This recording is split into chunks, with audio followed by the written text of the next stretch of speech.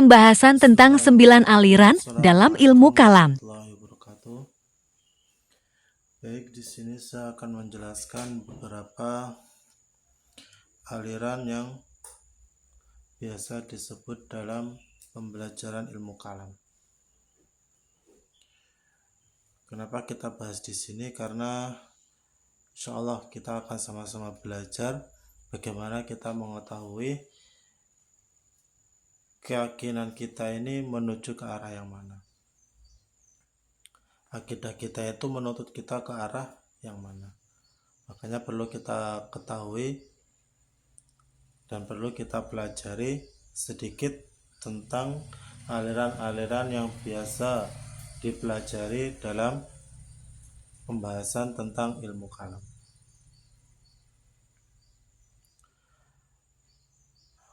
Aliran yang pertama yaitu aliran Mu'tazilah. Aliran Mu'tazilah pendirinya yaitu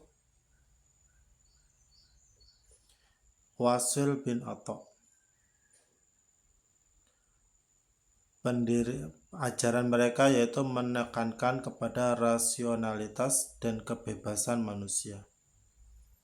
Mereka berpendapat bahwa akal manusia memiliki peran penting dalam memahami wahyu. Ini menurut aliran Mu'tazilah. Mereka lebih menekankan akal dalam memahami wahyu atau firman Allah Subhanahu wa taala. Kemudian aliran yang kedua yaitu Asy'ariyah. Pendirinya yaitu Abu Al-Hasan Al-Asy'ari. Ajaran beliau yaitu menggabungkan antara akal dan wahyu. Menekankan bahwa sifat-sifat Allah tidak dapat dipahami sepenuhnya oleh akal manusia. Akan tetapi tetap menerima adanya sifat-sifat tersebut. Lebih mengedepankan takwil daripada akal. Kemudian aliran yang ketiga yaitu aliran Maturidiyah. Pendirinya yaitu Abu Mansur al-Maturidi. Pengajarannya yaitu mereka memfokuskan pada pentingnya akal dalam memahami iman. Tetapi juga mengakui bahwa wahyu itu sebagai sumber utama kebenaran.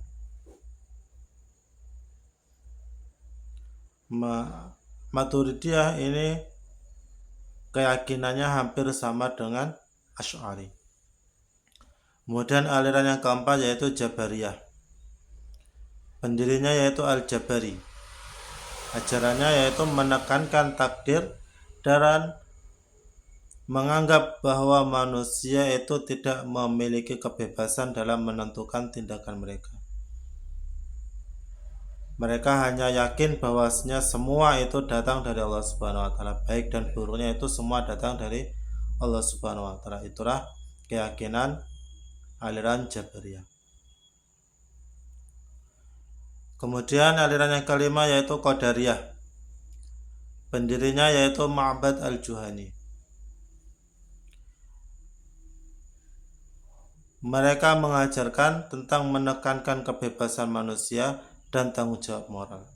Mereka menolak konsep takdir yang absolut.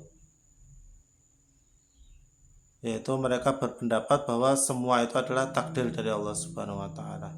Manusia itu bebas memilih dan semuanya itu takdir dari Allah Subhanahu wa taala. Kemudian aliran yang keenam yaitu aliran Murji'ah. Aliran Murji'ah adalah pendirinya yaitu Al-Harith Al-Muhasibi.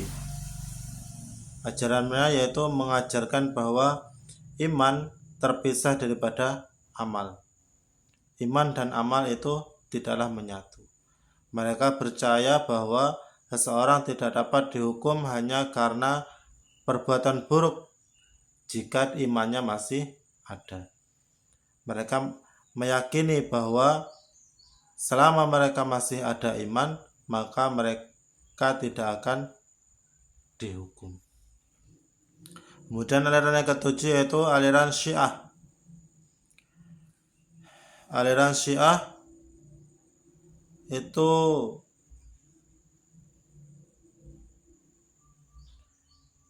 mereka meyakini bahwasanya yang berhak untuk menjadi pemimpin setelah baginda Rasulullah SAW adalah Sayyidina Ali bin Abu Thalib. Jadi aliran Syiah ini mereka menekankan kepemimpinan tentang Sayyidina Ali radhiyallahu taala anhu dan keturunannya sebagai pemimpin yang sah untuk umat Islam. Serta mereka menganggap bahwa imamah atau kepemimpinan itu adalah bagian daripada keyakinan iman. Itulah aliran Syiah. Mereka lebih meyakini bahwasanya yang berhak menjadi khalifah yang pertama adalah Sayyidina Ali bin Abu Thalib. Kemudian aliran yang ke-8 yaitu aliran Khawarij.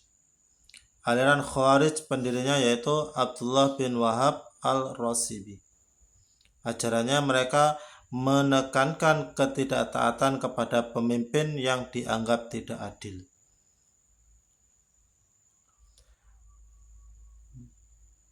Jadi ketika ada pemimpin yang berbuat tidak adil, maka mereka tidak akan menganggap pemimpin tersebut selama mereka tidak berlaku adil. Ketika ada pemimpin yang tidak berlaku adil, maka mereka tidak akan menganggapnya sebagai pemimpin. Dan kaum Khawarij juga percaya bahwa setiap dosa besar itu dapat mengeluarkan seseorang dari agama Islam.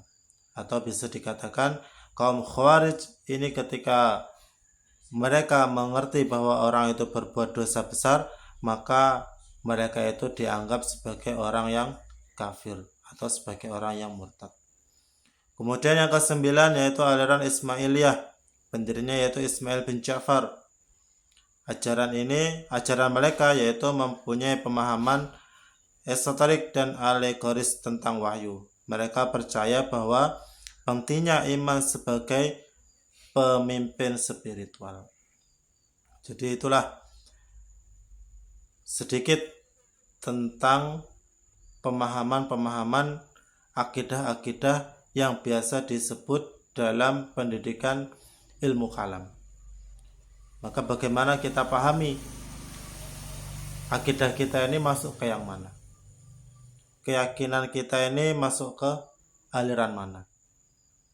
Maka bagaimana kita senantiasa minta kepada Allah, minta petunjuk kepada Allah Subhanahu wa taala supaya Allah Subhanahu wa taala menunjukkan kepada kita jalan-jalan kebenarannya. Supaya Allah Subhanahu wa taala menjauhkan kita dari keyakinan-keyakinan yang menyimpang dari apa yang Allah Subhanahu wa taala tetapkan. Dan bagaimana kita senantiasa tingkatkan keimanan kita kepada Allah Subhanahu wa taala dan terus-menerus minta ampunan kepada Allah Subhanahu wa taala atas apa yang telah kita perbuat. Karena kita tidak tahu baik dan buruknya itu semua datang dari Allah Subhanahu wa taala. Kebaikan semua datang dari Allah Subhanahu wa taala, sedangkan keburukan itu berasal dari hawa nafsu kita. Karena pada hakikatnya manusia itu semua dikasih pilihan. Tinggal manusia itu sendiri memilih jalan kebaikan atau jalan keburukan. Tapi Allah Subhanahu wa taala itu sudah menentukan jalan yang baik atau menunjukkan kepada kita jalan yang benar. Tergantung kepada kitanya, kita mau mengikuti hawa nafsu kita ataupun kita mengikuti apa yang Allah Subhanahu wa taala tunjukkan kepada kita. Mungkin sekian penjelasan sedikit dari saya. Wassalamualaikum warahmatullahi wabarakatuh. Jangan lupa subscribe.